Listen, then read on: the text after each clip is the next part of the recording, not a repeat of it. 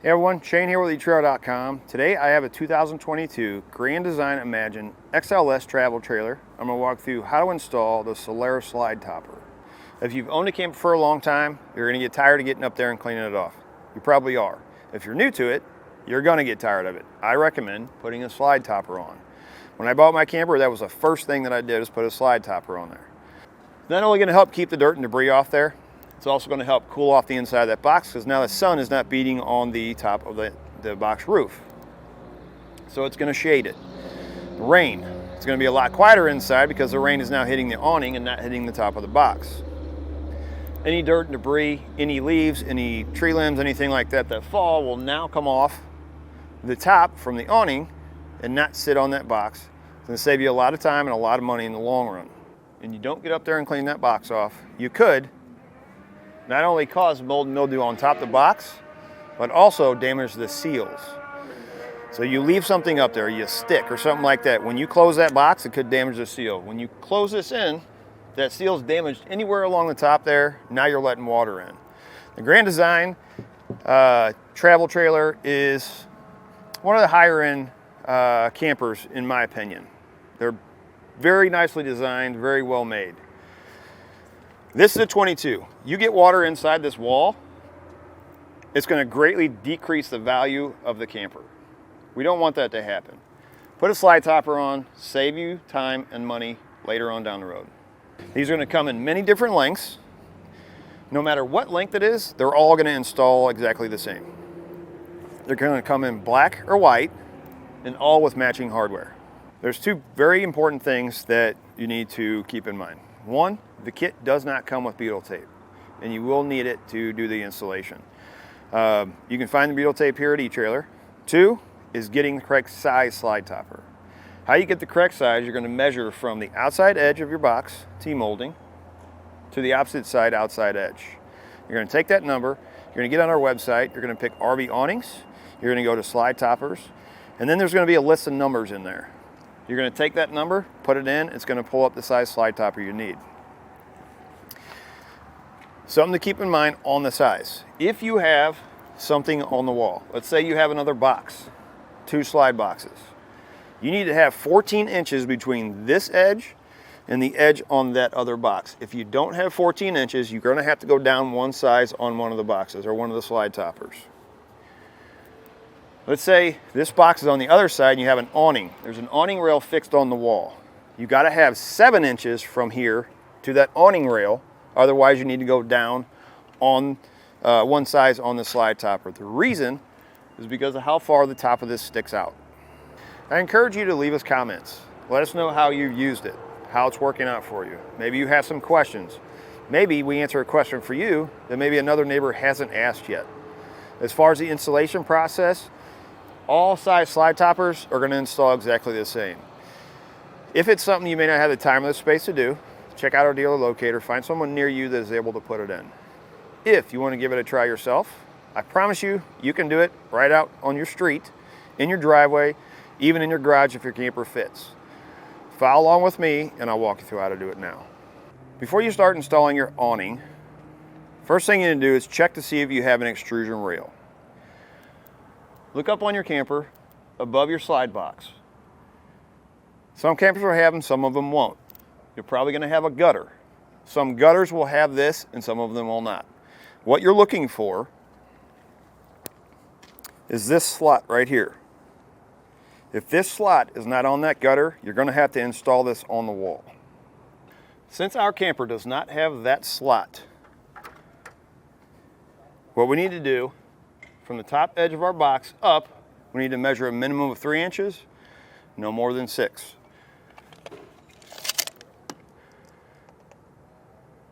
Right now, to the very bottom of this gutter, we're right at 3 inches. Since we're 3 inches, the minimum, to the bottom of that gutter, when we put this on, if we install it like this, and your instructions are going to show installing it like this, if we install it like this is 1 inch wide, we're actually going to be at 2 inches. Since we need to be at 3, what we're going to do is it's going to be installed this way. So this slot is going to be butted up right up against that gutter on the camper. We're going to flip it over. We're going to take these 2 brackets and we're going to flip them over. We're going to take our butyl tape. On these brackets, we need to cover these holes. On our extrusion reel, we need to cover the holes here.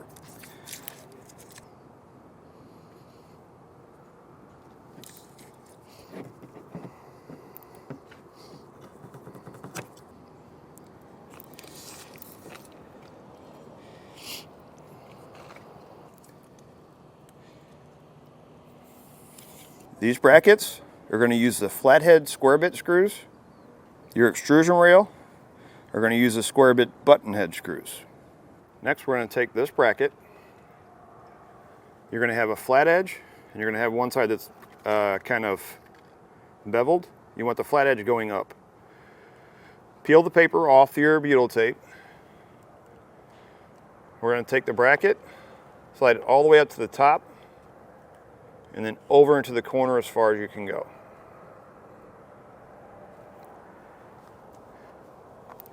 Push it against, that'll hold it in place, and then we'll take our flathead screws and secure it.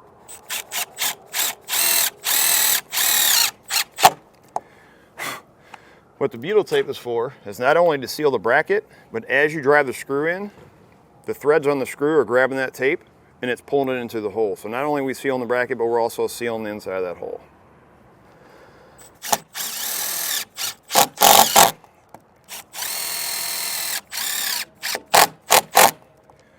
You need to repeat it on the opposite end.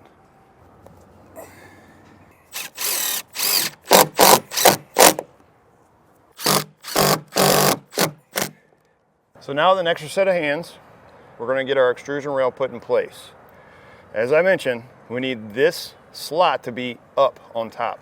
We're going to go all the way up against the bottom of this gutter. So before you stick it to the wall, make sure you're butted up against it, because if you have to pull it back off, you're going to mess up the butyl tape and you're going to have to put new stuff on.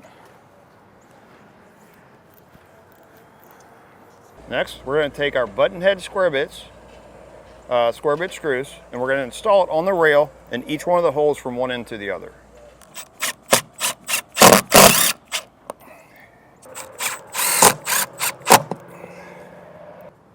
On one of the ends, we're going to take these corners and we're going to bend one down and one up. So when we slide our bead in there from our awning, it doesn't catch on those corners. It doesn't matter which end you use. I'm going to use this end because we have a little bit more space. That end, you can see that gutter sticking out. I don't want it to interfere with putting the awning into the extrusion reel. So we'll just take the corner, bend one down. This one's going to be a little bit more difficult because of where it is. We're going to take these rods, notice the hole at the end.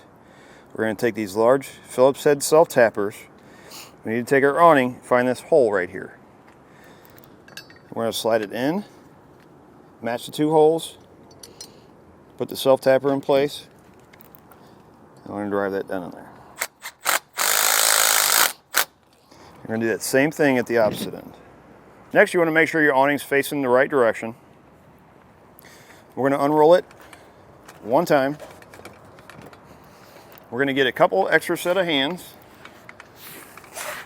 Let me have that end. We're going to take the bead and we're going to slide it in that end that we opened up.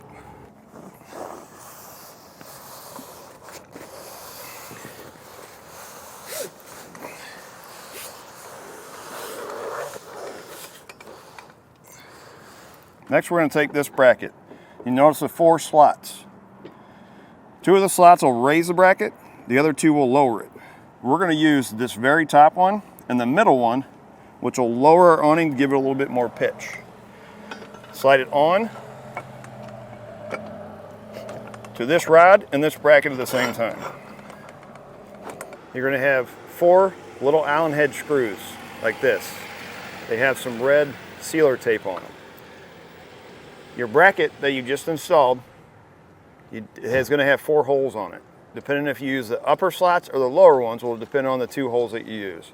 Since we installed them on the upper 2, or the upper 2 slots, we're going to use the top 2 holes. These are going to secure this bracket to the one you got mounted to the wall.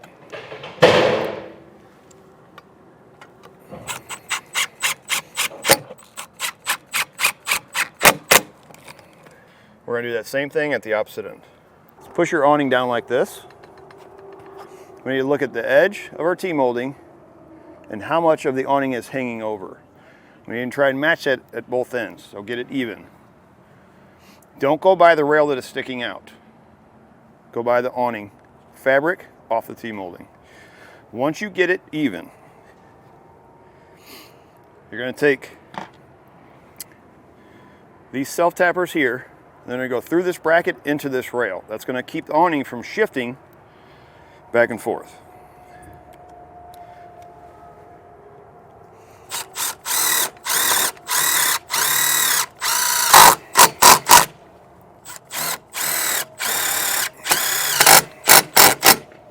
We're going to do that same thing at the opposite end.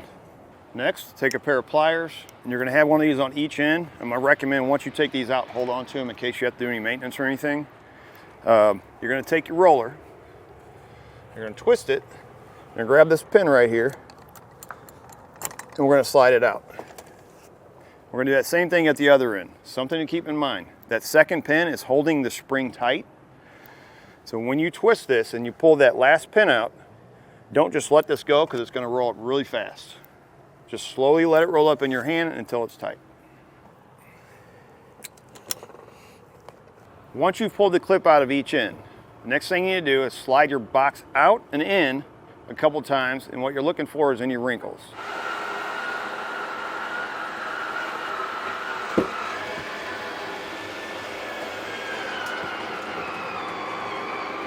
So this actually rolled out and rolled up pretty good. There's no noticeable wrinkles or anything like that.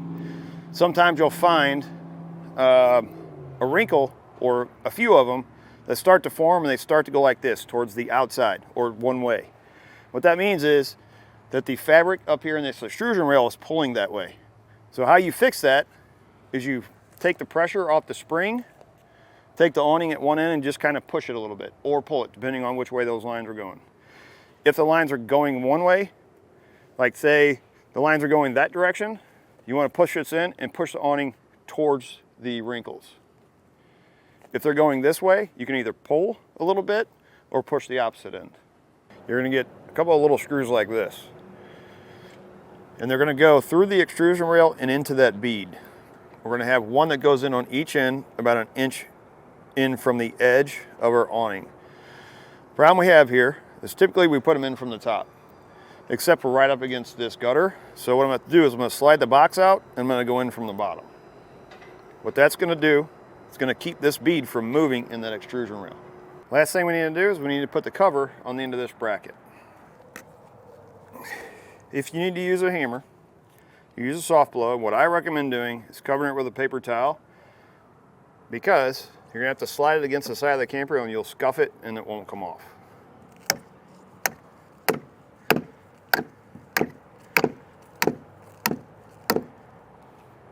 Once you get your caps on, you're going to repeat that process for any other slide topper you're installing on your camper. It's going to do it for a look at installation of the Solaris slide topper on a 2022 Grand Design Imagine travel trailer.